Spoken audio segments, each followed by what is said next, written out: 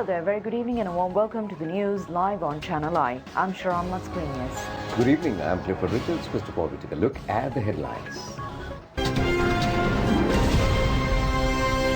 6 persons killed in a road accident in Lunugambahera. Quarantine process on tourist arrivals from corona-infected countries commences. Talks between the UNP and the Samagi Janabalawege collapse, leading both parties to contest separately. The general public has been advised to remain vigilant of hot weather conditions in several provinces tomorrow. The Gamadula district former parliamentarian of the Badiuddin's party joins the party of Ataullah.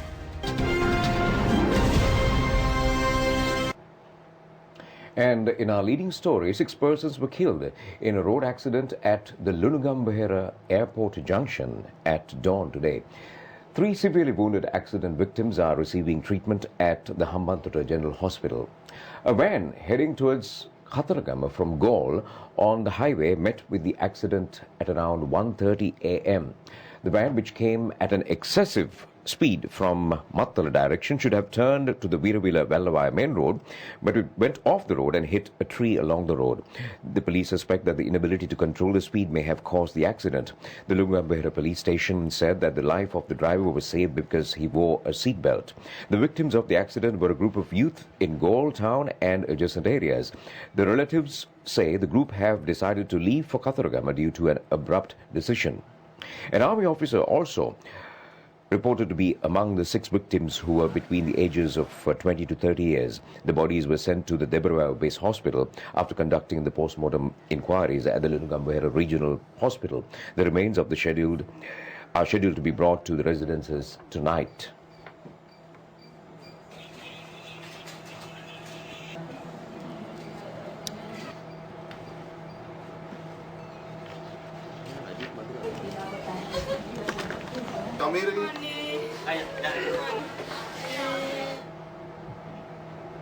In other stories, the process of quarantine of those arriving from countries where the coronavirus is spreading rapidly was scheduled to have commenced with effect from today. The Health Ministry says that the program will get underway with a batch of tourists arriving from South Korea tomorrow morning. It has been decided at a discussion conducted with the President Gotabaya Rajapaksa recently to conduct the quarantine process at 2 centres with effect from today. The Patikular Private University and the Kandakalu Treatment and Rehabilitation Centre in Valikanda are being used in this connection. Director General of Health Services Specialist Physician Dr. Anil Jayasinghe said that the process of quarantine of those arriving from South Korea, Iran and Italy will commence from tomorrow morning. They will be subjected to a process to get rid of germs. Thereafter, they will be directed to quarantine centres in Batticaloa and Valikanda. The follow-up process of those who are coming from countries where COVID-19 disease is spreading rapidly is being carried out continuously for 14 days. The Health Ministry requests those who are undergoing checkups to remain within their residences during this period. Director General of the Health Services Specialist Physician Dr. Anil Jayasinghe said that the health condition of around 3,900 persons who are undergoing the 14-day period will be examined in their places of residences. සම්බන්ධයෙන් සෞඛ්‍ය තත්ත්වය සොයා බැලීම කරනු ලබනවා.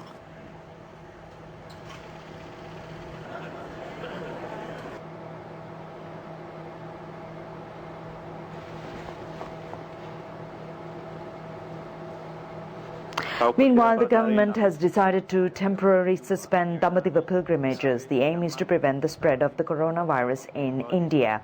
Secretary to the Ministry of Buddha Sasana, Bandula Harishchandra, said that according to discussions with the health services authorities, a corona situation has erupted in India as well. Accordingly, the most appropriate decision is to suspend all arranged pilgrim tours to India. Suspend, that is.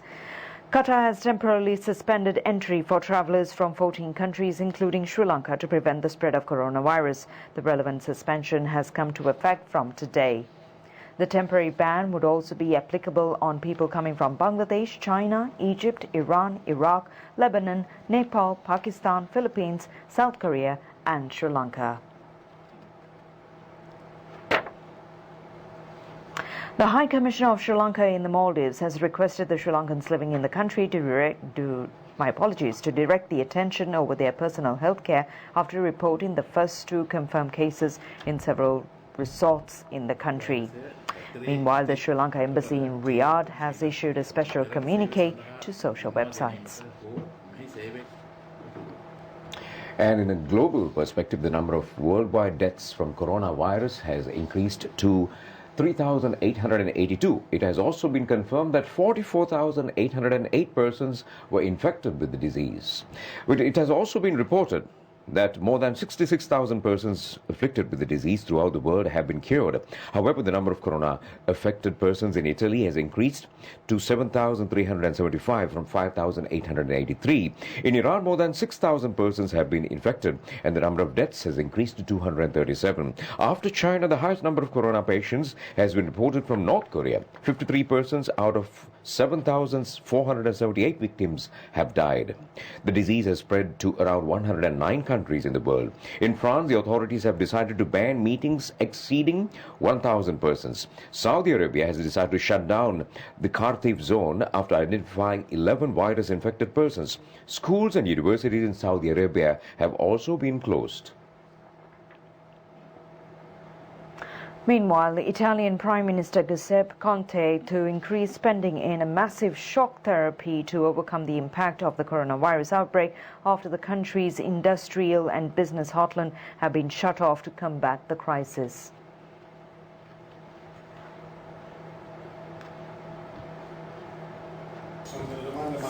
Italy's Prime Minister Giuseppe Conte vowed a large spending increase for his government to combat coronavirus in what he's calling a massive shock therapy against the outbreak. Italy, the hardest hit European country, saw the number of coronavirus cases jump 25% on Sunday, with the death toll reaching 366. In response, the government ordered a virtual lockdown across the north, including financial hub Milan. The unprecedented scheme hopes to limit the movement of some 16 million people, but only time will tell how effective this will really be. More than 110,000 people have been infected globally by the virus and over 3,800 have died, according to a Reuters tally. This weekend alone saw the number of cases in the UK rise by 30% and France increase by around 500. Latin America also confirmed its first coronavirus-related death in Argentina on Saturday, while Albania, Bangladesh and Paraguay joined the list of infected countries. Gatherings across the world have been cancelled or postponed as a result, including the South by Southwest Music Festival, the Saudi Games and the Barcelona Marathon, to name a few. Pope Francis even delivered his Sunday blessing over the internet from inside the Vatican, opting out of his usual window spot. Financial markets have been thrown into turmoil, with an oil price slump on Monday adding to fears of a global recession. But there may be signs of easing back where it all started. Mainland China on Monday reported no new locally transmitted cases outside Hubei province for the second straight day. But officials warned people to remain vigilant as foreigners and Chinese nationals travel back from affected regions. And news back at home. Today is Madin Full Moon Poya Day. It was on a day like today that many significant events had taken place in the history of Buddha Sasana. According to the history of the Sasana, that Siddhartha Bodhisattva, after attaining enlightenment, had visited for the first time the Kapilavastapura kingdom of the father King Suddhodana on a Madin Full Moon Poya Day. Also on Madin Poya Day, King Suddhodana had attained Margapala after listening to the Dhamma sermon of the Lord Buddha, who had arrived with 20,000 bhikkhus. Other significant events of the Madin Full Moon Poya Day include the ordination of Princesses Rahula and Nanda and the Lord Buddha delivery of the sermon Sada Kinduri Jatakaya, extolling the virtues of the Princess Yashodhara. This day is also connected to the event of breaking the arrogance of Shakya clansmen and the Lord Buddha's performance of the extraordinary act of the Yama Maha Pelahara.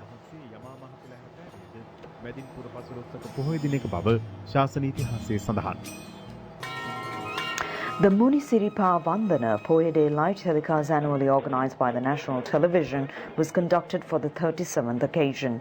Many programs including Dhamma sermons, Dhamma discussions and social hospitality programs were telecast from Sri Padasthana.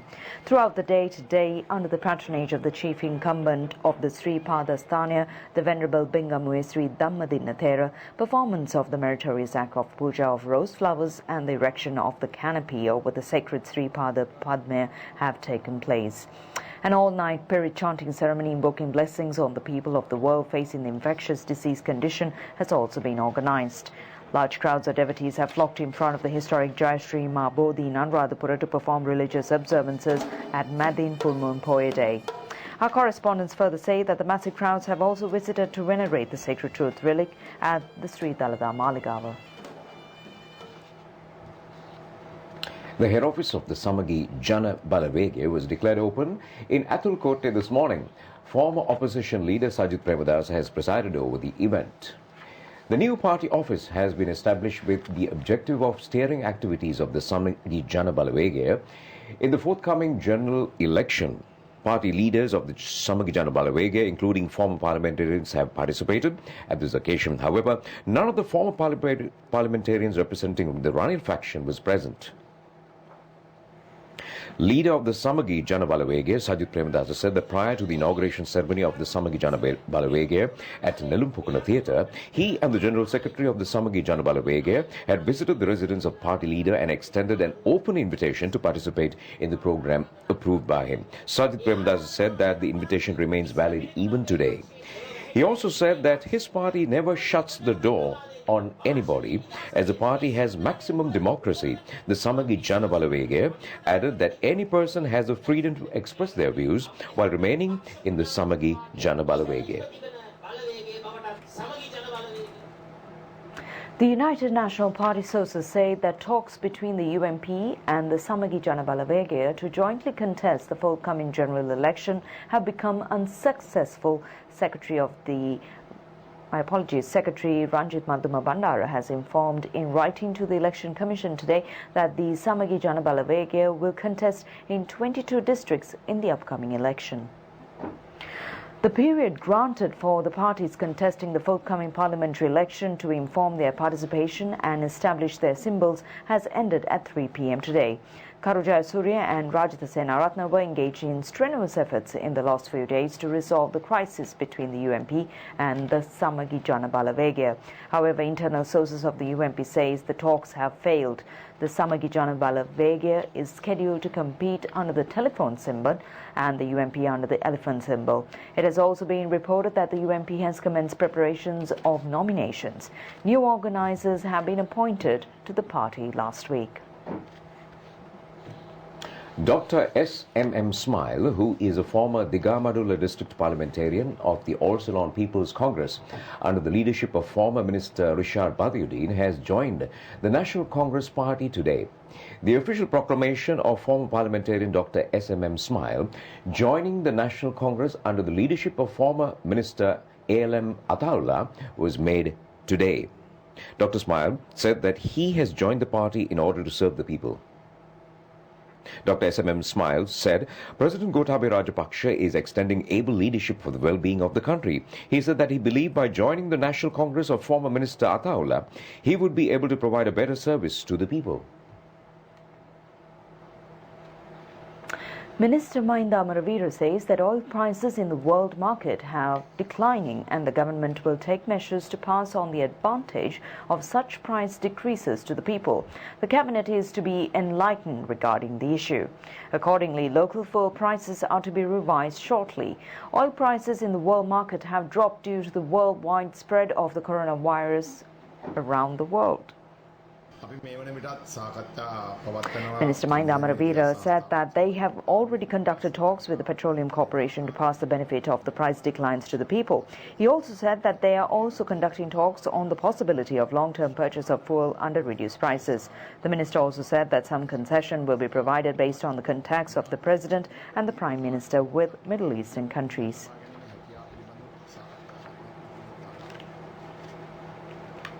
Stay with us. More local news coming up after a break. Welcome back to the news, and we continue with more local stories. A first-year student of the Sri Jayawardhanapura University is receiving treatment at the intensive care unit of the Colombo National Hospital after attending a party. It has been reported that he was injured when a group of senior students of the university threw a tire in his direction when the party was in progress. The victim is in a critical condition, they say. Relatives say that the condition of the student, that's Pasindu Hirushan, has still not returned to normalcy. His head was severely damaged. A massive tire was thrown while the student was descending the stairs of the university building in the night on the 5th of this month. Hirushan is the youngest of the family of 3 children. The university administration has also commenced investigations to the incident.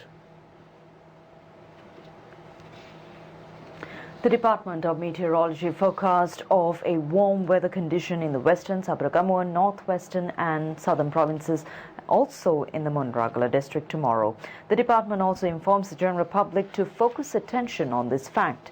It has been pointed out that exposure to sunlight for a longer period when the outside temperature is between 27 to 32 degrees Celsius may lead to dehydration. As a result, muscular cramps may occur due to elimination of salty substances in the body. A threat of having strokes due to the retardation of the temperature regularization process in the body could take place in the event of engaging in bodily activities when the temperature is between 32 to 41 degrees Celsius. Duty meteorologist of the Department of Kasun Pascual said that an increase in the hot weather condition could be expected, especially at the end of this month and in the first 2 weeks of next month. The reason being the sun coming over the island during this period. He also said that by this time the inter-monsoon weather condition could commence. The duty meteorologist also said that the adverse weather condition is likely to dissipate with the onset northwestern monsoon winds by May this year. In order to evade from the affliction of disorders caused as a result of warm weather, the practices of excessive consumption of water and restriction of strenuous exercising in the outdoors have been recommended. It is more appropriate to dress in white or light-colored garments, and the maximum temperature of 35.8 degrees Celsius was reported from Matha from yesterday. The minimum temperature of 10.6 degrees Celsius was reported from Nuwara district. At a time when the entire world is celebrating International Women's Day, we have come across a heroic woman who is struggling with Mother Earth to win the fight of living and also to sacrifice a kidney for her husband. The tearful story of courage has been reported from Hinugala in Dambulla.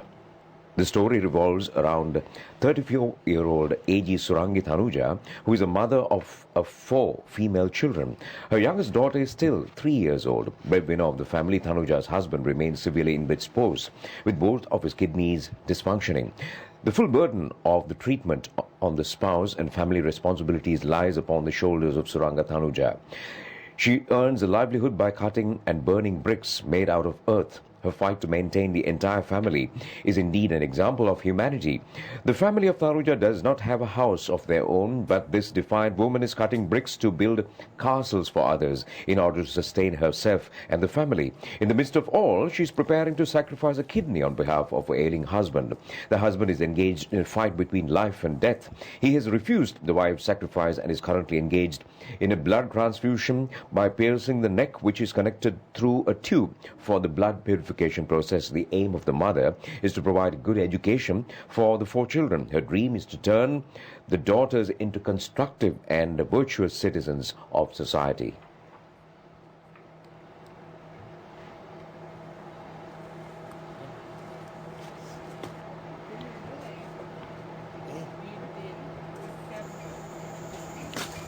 Okay.